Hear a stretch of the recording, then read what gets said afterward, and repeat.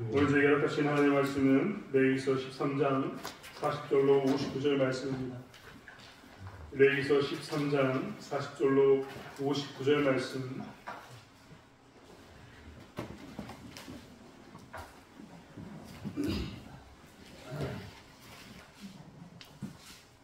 구약성경 165페이지에 있는 레위기서 13장 40절로 59절 말씀을 찾았으며 한 목소리로 함께 읽어가겠습니다.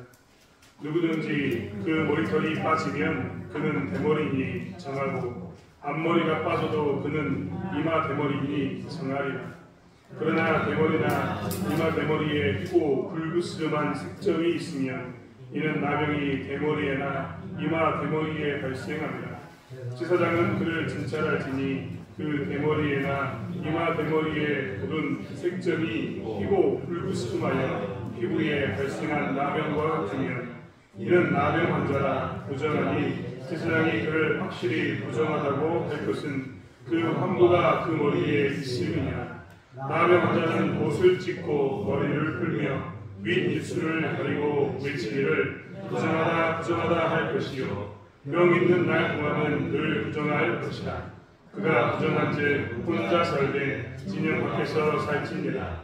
만일 의복에 나병 색점이 발생하여 털옷이나 베옷이나 배나 털에 나래나 시에나 혹 가죽에나 가죽으로 만든 모든 것에 있으되 그 의복에나 가죽에나 그 나래나 시에나 가죽으로 만든 모든 것에 병색이 흐르거나 붉으면 이는 나병의 색점이라. 제사장에게 보일 것이요 제사장은 그 색점을 진찰하고 그것을 이래 동안 간직하였다가 이래 만에 그 색점을 살필지니 그 색점이 그 의복의 나래나 시에나 가죽에나 가죽으로 만든 것에 묻었으면 이는 악성 나병이라. 그것이 부정하므로 그는 그 색점 있는 의복이나 털이나 배털이나 시나 모든 가죽으로 만든 것을 불사를 지니 이는 악성 나병인즉 그것을 불사를 지니라.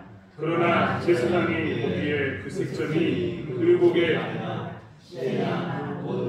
퍼지지 아니하였으면 제사장은 명령하여 그 색점 있는 것을 빨게 하고 또 이래 동안 간직하였다가 그 빤 곳을 볼지니 그 색점의 빛이 변하지 아니하고 그 색점이 퍼지지 아니하였으면 부정하니 너는 그것을 불사르라. 이는 거죽에 있든지 속에 있든지 악성 나병이니라.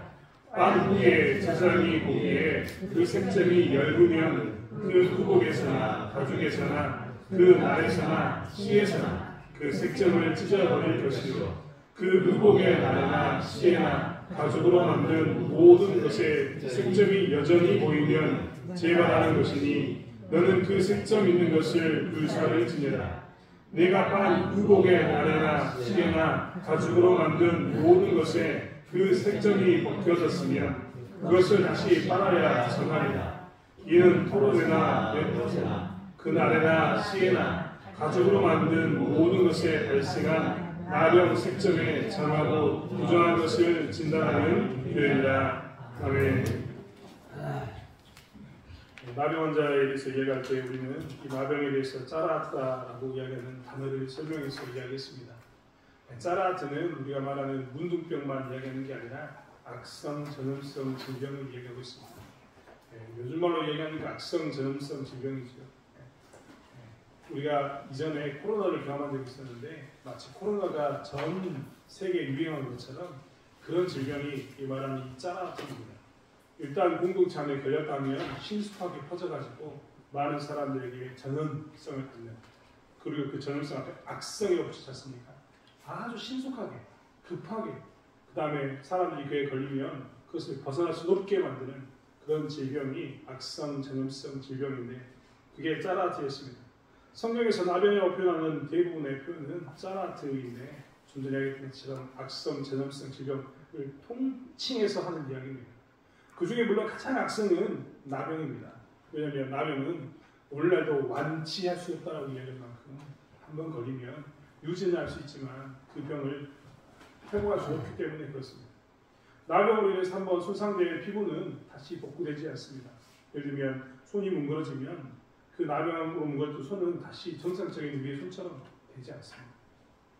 코가 뭉그러지면 코도 그렇습니다. 그래서 나병은 지금도 악성 전염성 질병이고 나병에 걸리면 굉장히 조심해야 되는 것 중에 하나입니다.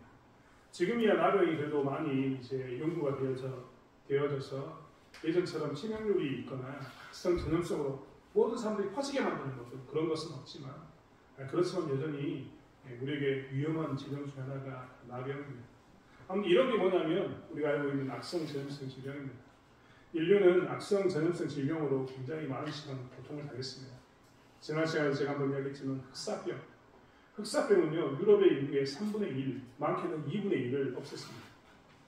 정말 흑사병이 근원이 어디냐면 몽고에 있는 이 사막이거든요.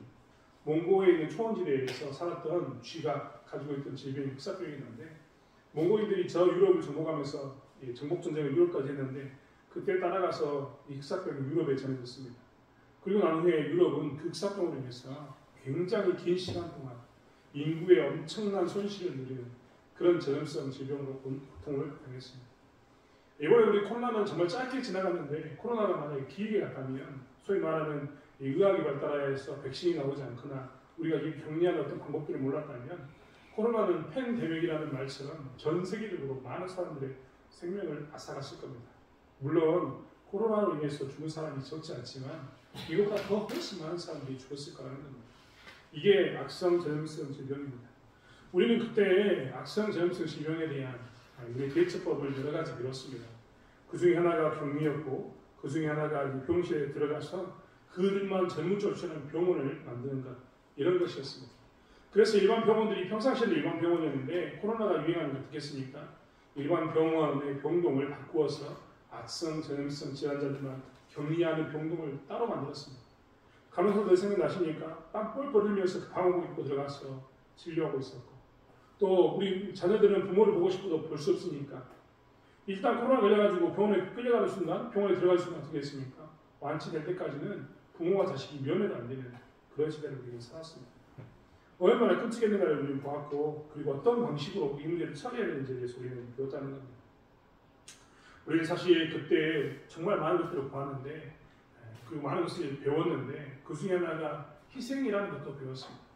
좀 전에 했던 의사와 간호사들의 희생뿐만 아니라 국가가 희생을 해야 되는가, 개인이 희생을 해야 되는가의 문제로 고민도 많이 했습니다. 왜 이런 문제가 나왔냐면 장사하는 사람들이 가게의 문을 닫고 코로나의 시기 때 쉬었어야 했기 때문에 그렇습니다. 가게 문 닫으면 새는 다 나가는데 새는 줘야 되는데 장사를 못하니까 장사하는 사람들은 굉장히 큰 고통 가운데 살 수밖에 없었습니다. 그리고 장사를 하더라도 띄엄띄엄 앉아야 되니까 장사하면서 얼마나 힘들었을지 상상하기도 싫습니다. 그때 이후로 개인 사업자들이 계속해서 부채 늪에 허덕인다라고 사람들이 이야기할 만큼 우리나라는 개인에게 굉장히 많은 책임을 물었습니다. 반면에 미국 같은 나라들은 국가가 책임을 졌습니다. 국가가 돈을 다 찍어가지고 손해 본 만큼 다 그 개인들에게 나눠줬습니다. 대신 나눠줄 테니 손해 본 만큼 책임질 테니 국가의 정책을 따르라라고 이야기했던 겁니다. 그런 나라는 그러면 지금 행복할까? 아니요. 국가의 인플레이션이 물가가 잡히지 않아가지고 지금도 그런 나라는 그 물가 잡는 데 급급합니다. 금리를 내릴까 올릴까 하고 씨름하고 있고 물가가 올라가는가 내려가는 걸 씨름하고 있는 것이 전 세계의 현상입니다.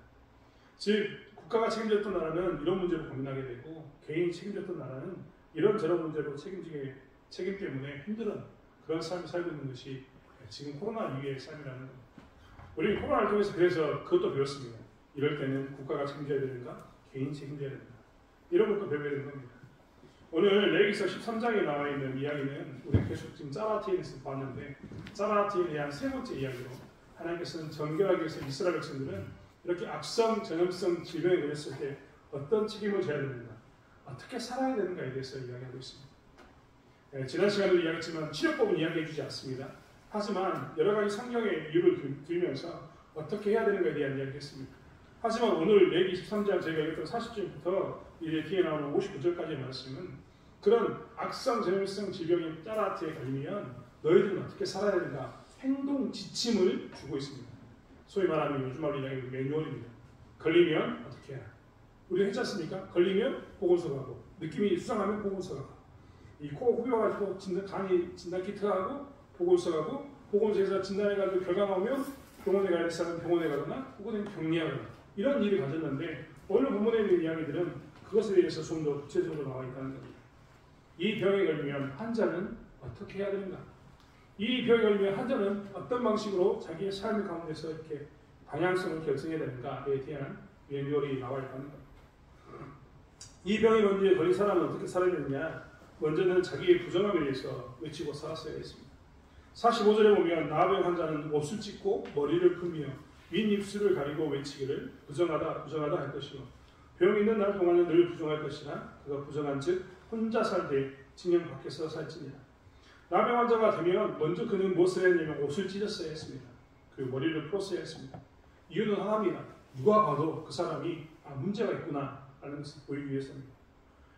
그들은 항상 머리에 이렇게 하얀색 모자 같은 거 쓰고 사는데 이런 것을 다 토해치고 난 다음에 산만한 모습으로 있다고 생각해 보십시오. 옷이 찢어져 있는 모습으로 있다고 생각해 보십시오. 그들을 보면 누구든지 뭔가 좀 이상하다는 것을 금방 눈치챘을 겁니다. 그런데 그들은 이제 그들의 입술을 손으로 가리고 난 다음에 뭐라고 해야 되냐 이렇게 외쳐야 됩니다. 나 부정한 사람입니다. 나 부정한 사람입니다. 조그맣게 이야기하는 게 아니라 큰 소리로 주변의 사람이 다 들을 수 있게 외치고 있었어야 했습니다. 병에 있는 날 동안은 그는 항상 옷을 찢고 머리를 풀면서 사람들이 오면 난 부정하니까 나에게 오지 말라고 계속해서 외치는 삶을 살았어야 했습니다. 그리고 오늘 46절에 있는 것은 그 부정한 날 동안은 혼자 살았어야 했습니다.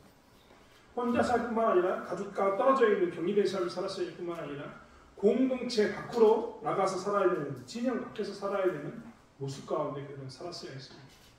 나병에 걸리면 그 사람은 제일 먼저 무엇을 해야 되냐면 이렇게 자신의 부정함을 외치면서 자신의 부정함에 대해서 증가하면서 살았어야 했던 겁니다.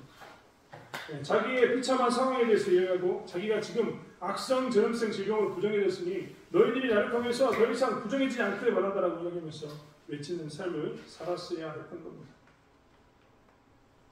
우리는 이 문제에 대해서 한 가지 착각해서는 안 되는 게 있습니다. 하나님께서 부정하다라고 이야기했고 옷을 찢고 머리를 풀게 해가지고 이렇게 했던 이유는 뭐냐면 그 사람을 정죄하기 위함이 절대 아닙니다. 정죄라는 것, 이 안에 정죄라는 것 뒤에는 어떤 의미가 들냐면 여기서 제가 말하는 정죄라는 것 뒤에는 부끄러움을 당하게 하는 겁니다. 우리는 가끔 그런 거 있지 않습니까? 누가 잘못하면 일부러 가가지고 뒤에서 비아내면서 이야기하지 않습니까? 그럼 그 일부러 비아내는 그것을 통해서 누가 부끄러움을 당하게 되나요? 그 일을 하고 있는 사람이 부끄러움을 당하게 됩니다. 정죄한다는 것, 죄를 정하게 되면 정죄해버리면 어떻게 되면 부끄러움을 당하게 됩니다. 여러분 재판관에서 재판관이 판결을 내려가지고 내가 죄 있다고 이야기하면 세상은 어떻게 봅니까? 우리를 전과자라고 봅니다. 그리고 우리가 전과자로서 나갈 때마다 우리는 항상 나의 죄 때문에 부끄러움을 당하는 일 가운데 서게 됩니다. 교회에서도 전과자처럼 형벌에 책임을 받지는 않지만 우리는 우리의 이 공동체 안에서도 마을에서도 혹은 다른 일에서도 교회 안에서도 공동체로 이렇게 구성되면 나의 잘못이 드러나면 어떻게 합니까? 누군가 정죄하면 그게 부끄러움을 당하는 부끄러운 일들이 생기게 되는 겁니다. 잘 보시면 마을에서요 부끄러움을 당했는데 그 집안이 부끄러움이 크면 마을에 살지 못하고 떠나버리는 경우가 허다합니다. 왜냐하면 부끄럽기 때문에 그런 거죠. 그런데 오늘 성경에서 나병 환자에게 짜라테를 걸린 사람들에게 나는 부정합니다 라고 외치게 했고 옷을 찢고 머리에 산발하겠다는 이유는 부끄러움을 당하게 하기 위해서가 아니라는 겁니다. 정죄하고 부끄러움을 당해라. 너는 죄가 있으니까 부끄러움을 당해라. 이런 의미가 절대 아닙니다. 부끄러움을 강요하는 게 아니라 오히려 나는 부정하다는 것을 외치면서 이 사람은 무엇을 해내면 공동체의 정결함을 지키기 위해서 그는 외쳤어야 했던 겁니다. 성경은 부끄러움을 당하라고 외친 게 아니라 너로 인해서 공동체가 물들지 않게 하기 위해서 뭐라고요? 외쳐라라고 이야기하는 겁니다. 네가 악성 전염성 질병이 있는데 없는 것처럼 막 숨어서 조용히 있으면 어떻게 됩니까? 악성 전염성 질병이 퍼져서 모든 사람이 걸리는 거 아닙니까? 저희가 코로나 때도 보았지만 코로나 걸린 사람은 스스로가 격리되어 있어야 되는데 2주든 1주든 뭐 이렇게 격리되는 시간만큼 격리되어 있어야 되는데 나는 괜찮다고 돌아다니면 그 사람들은 어떻게 됐습니까? 코로나 걸렸습니다. 우리가 코로나 걸린 사람들 동선 막 파가면서 했던 거 생각나십니까? 대구에서 터졌던 코로나 환자 때문에 광주까지 퍼지는 거 보면서 사람들이 엄청나게 뭐라고 이야기했습니다. 교회에 나왔다 이 말 때문에 코로나 걸린 사람이 교회에 나왔다 이런 말 때문에 엄청나게 뭐라고 이야기했습니다. 그 말 안에는 다 뭐가 있냐면 자기의 부정함 숨기면 부정함 숨긴 것 때문에 다른 사람이 부정해질 수 있기 때문에 뭐입니까? 격리해라 라고 이야기했던 겁니다. 동일합니다.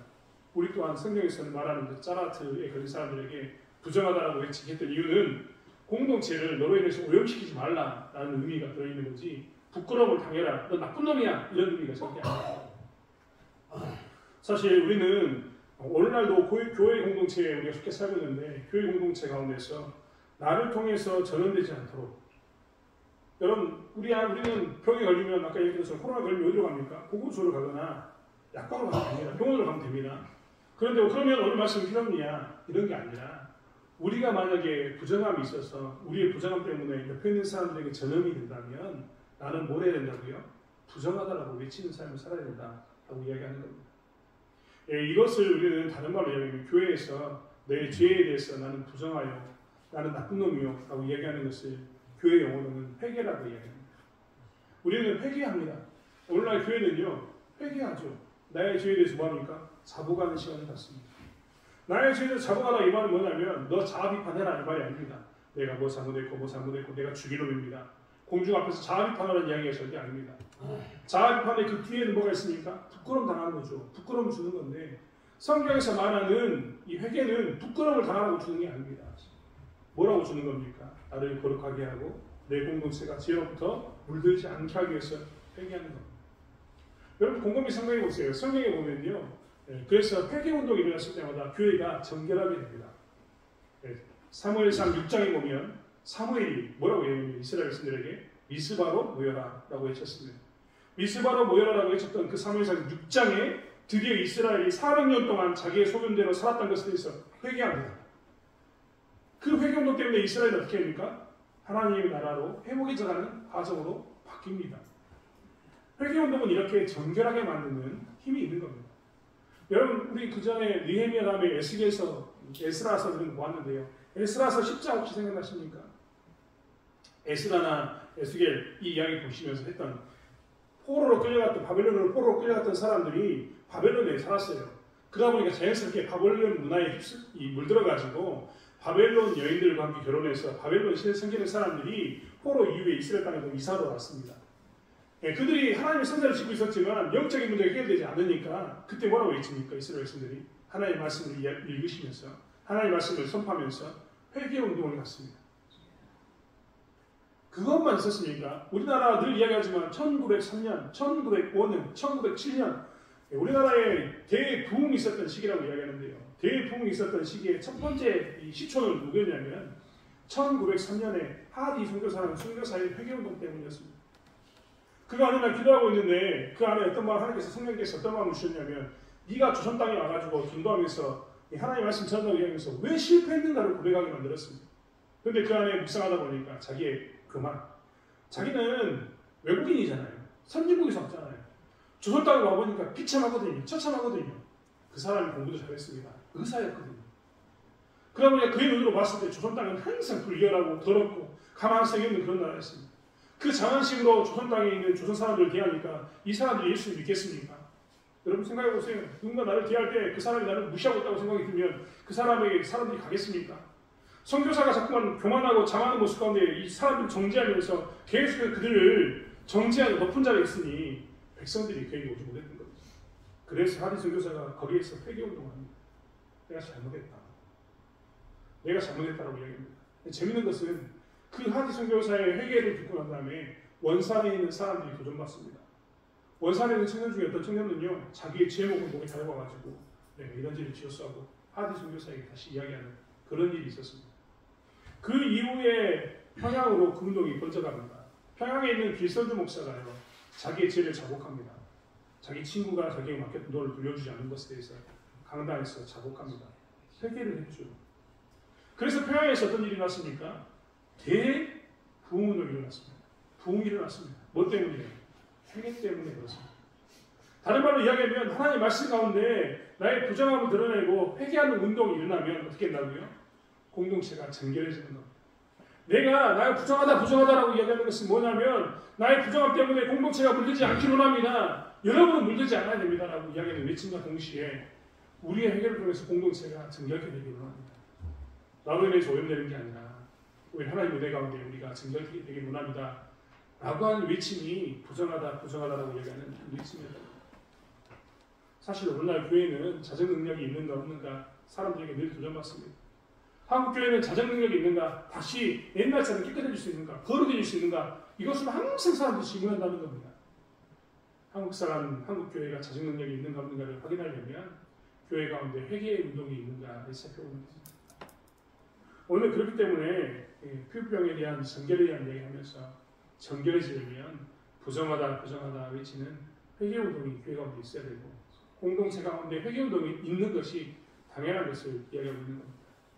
사랑하는 성도 여러분, 이건 높아지면 하는 말이지만 누군가 회개 운동을 하면요, 사실 우리는 나의 죄도 또한 고백하면서 자복하면서 살아야 되는데, 못된 인간의 우리들은 자꾸만 누가 회개하는 소리만 들으면 자꾸만 그런 판단하는 우리 가운데 서기도 합니다.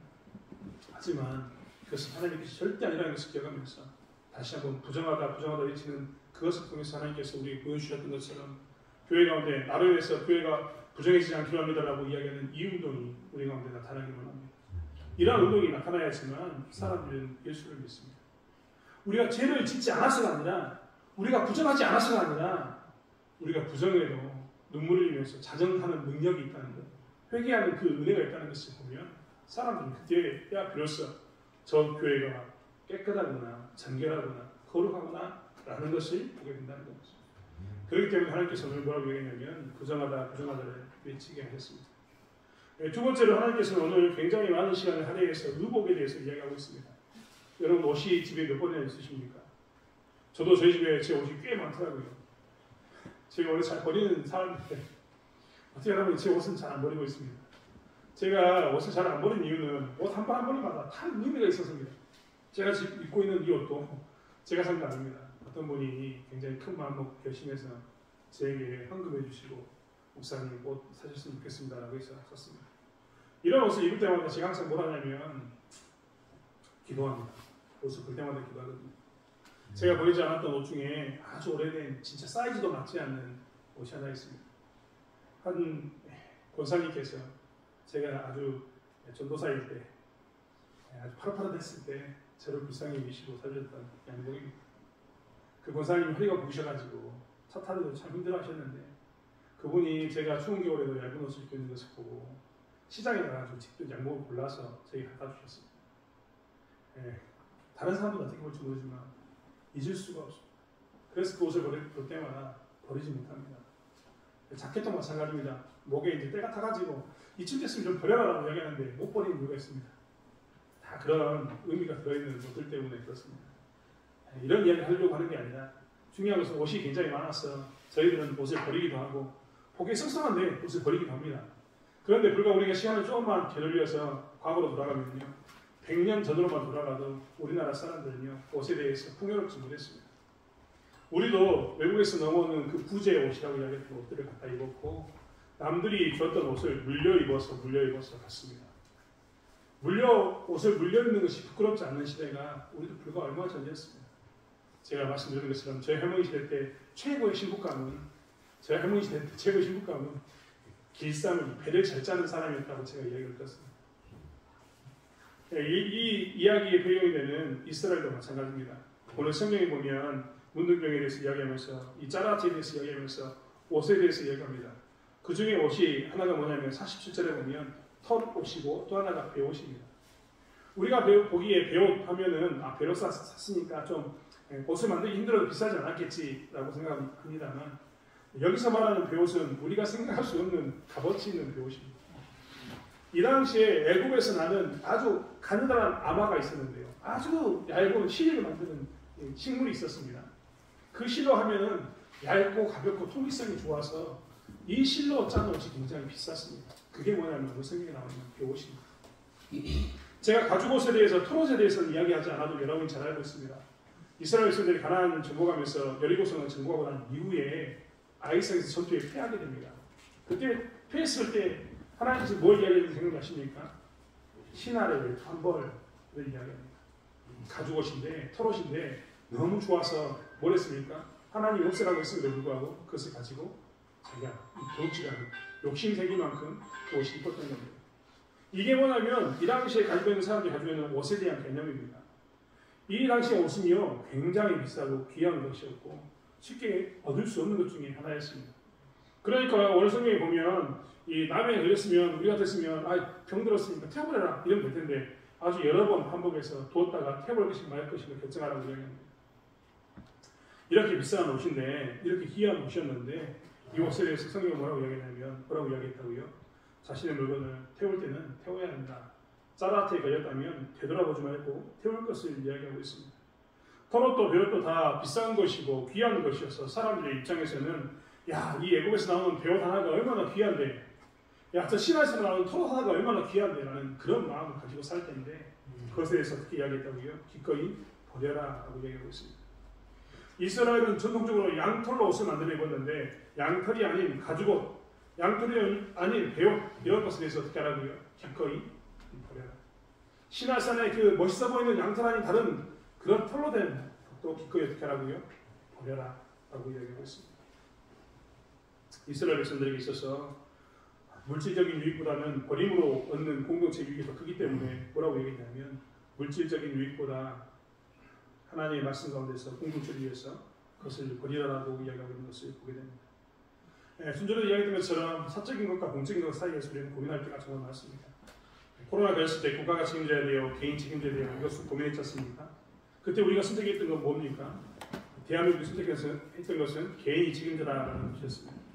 그런데 개인이 책임져라 이 말에는 뭐가 들냐면 개인의 권리, 돈을 벌 권리를 버리라라는 말도 들어있습니다.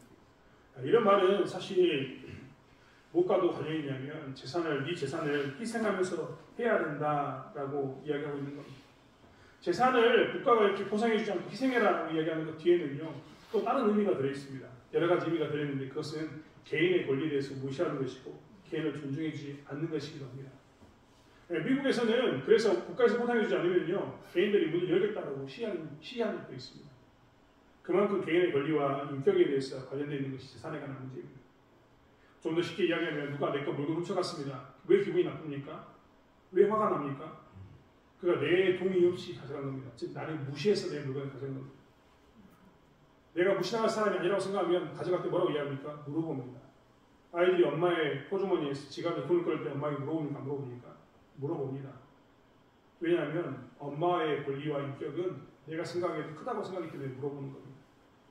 그런데 개인의 권리, 자기가 가진 재산을 팔아라, 처분해라, 없애라라는 말을 들으면 어떤 마음이 듭니까? 나를 무시하는 건 아닌가라는 그런 마음이 든다는 겁니다. 그런데 성경은 그런 의미로 이야기하는 게 아니라 어떤 의미로 이야기하고 있냐면 공동체, 형제를 사랑하기 위해서라면 이 물질에 대해서 기꺼이 헌신하라라는 의미가 들어있습니다. 하나님께서는 너는 필요 없어. 너 같은 것은 내 말을 무조건 들어야 돼. 인격을 무시하거나 개인의 존중을, 개인에 대해서 사적인 것을 인정하지 않는 게 아니라 뭐냐면 네가 그런 악성 전염성 피부병이 있는 그런 상황 가운데서 형제를 사랑하기 위해서라면 기꺼이 뭐라고요? 재물을 버려라 라는 말에 해당하고 있는 것을 보게 됩니다. 사실 이런 말을 들으면 우리는 반감이 생깁니다. 그러면 내 손에는 누가 책임집니까? 라고 말입니다. 그럴 때마다 성경은 우리에게 뭐라고 늘 이야기냐면 염려하지 말라라고 얘기합니다. 마태복음 6장 31절과 32절은 그러므로 염려에 이르기를 무엇을 먹을까, 무엇을 마실까, 무엇을 입을까 하지 말라. 이는 다 이방인이 구하는 것이다. 너희 하늘 아버지께서 이 모든 것이 너에게 있어야 할 줄을 아신다라고 이야기하면서 그런 거 걱정하지 말고 형제를 위해서 기꺼이 헌신하면 하나님이 채워주신다라고 이야기합니다. 제가 좋아하는 누가복음 6장 38절의 말씀은 항상 이렇게 이야기합니다. 주라 그리하면 너에게 줄 것이니 곧 후일에요 누르고 흔들어 넘치도록 하여 너에게 안겨주리라. 너희가 헤아리는 그 헤아림으로 너희도 헤아림을 도로 받을 것입니다. 아멘. 하나님께서 이 말씀을 하시면서 형제를 위해서라면 기꺼이 뭐하라고요? 네 물질에 대해서 손해보는 것도 선택할 것을 이야기하고 있습니다. 즉 짜라트라는 질병에 걸린 사람이 해야 할 일들은 바로 이런 것이 있다는 겁니다. 나는 부정하니까 나의 부정함으로 인해서 공동체가 부정해지지 않기로 합니다. 공동체의 정결을 위해서 부정함을 외치고 회개하는 이런 모습을 이야기했고 자기도 이제 질병에 걸렸기 때문에 필요한 것이 많을 텐데 돈이 되는 비싼 털옷과 벼옷에 대해서 기꺼이 형제를 사랑하기 때문에 그것을 버릴 줄 아는 삶을 살라고 우리에게 말하고 있다는 겁니다. 오늘날도 우리는 다시 한번 우리의 공동체를 생각해 봐야 합니다. 나는 나의 공동체, 내가 속해 있는 공동체 안에 정결함을 유지하기 위해서 애쓰고 수고하고 헌신하고 있는가? 나는 내 공동체의 그 형제를 사랑하기 위해서 기꺼이 나의 물질과 시간과 내가 가진 것들을 헌신하면서 그것을 주면 나는 어떻게 살까라고 고민하며 사는 게 아니라 기꺼이 하나님의 뜻이면 순종하면서 그러한 모습을 살고 있는지를 살펴봐야 된다는 것입니다. 하나님께서 오늘 하시는 말씀이 바로 여기 있습니다. 공동체는 그의 헌신과 권리 포기하는 것을 당연한 것으로 받아들이면서 당연히 그래야지 라고 이야기할 수는 없습니다. 하지만 하나님께서는 그의 헌신과 수고에 대해서 기억하고 계십니다. 그리고 신자는 누군가 인정해 주지 않아도 그러한 모습으로 살아야지만 교회 공동체를 하나님의 나라를 바르게 세우고 있음을 이야기하고 있는 것을 보게 됩니다. 사랑하는 성도 여러분, 이러한 마음을 회복하는 저와 여러분이 되기를 원합니다. 나에게 있어서 공동체를 위한 권리 포기는 무엇인지, 나는 공동체를 위해서 헌신하면서 권리를 포기하면서 수고하고 있는 그들을 위해서 무엇을 하고 있는지 살펴보면서 우리의 신앙을 다시 한번 정결하게 만들어가는 저와 여러분이 되길 원합니다. 기도하겠습니다. 하나님, 우리는 어떻게 살고 있습니까? 어떤 모양으로 살고 있습니까? 하나님, 우리는 교회 공동체의 정결을 위해서, 자정 능력을 위해서 회개하면서 내가 죄인을 고백하고 있습니다. 하나님, 나 때문에 교회 공동체가 오히려 부정해지고 있지는 않습니까? 우리의 모습을 되돌아보게 도와주시고 기꺼이 교회 공동체를 위해서 예수로 수고하는 정결을 지키는 자가 될 수 있도록 붙잡아 주실 줄 믿습니다. 하나님, 나는 교회 공동체를 위해서 어떤 권리를 포기하고 있습니까? 좋아 보이는 도덕과 벼옷을 버린다는 것이 얼마나 깝겠습니까? 나의 형제를 지키기 위해서는 기꺼이 버릴 수 있는 그런 권리 포기 가운데 있는지 우리의 모습을 살펴보기 원합니다. 다시 한번 우리가 교회 공동체를 위해서 하나님 주신 하나님 나라를 위해서 어떻게 정결함을 지켜야 되는지 살피게 도와주시고 정결함을 위해서 기꺼이 하나님께서 순종하는 신자의 삶을 살 수 있도록 우리를 이끌어 주실 줄 믿습니다. 예창교회를 그렇게 쓰실 줄 믿사오며 감사드리며 예수님의 이름으로 기도드렸습니다. 아멘.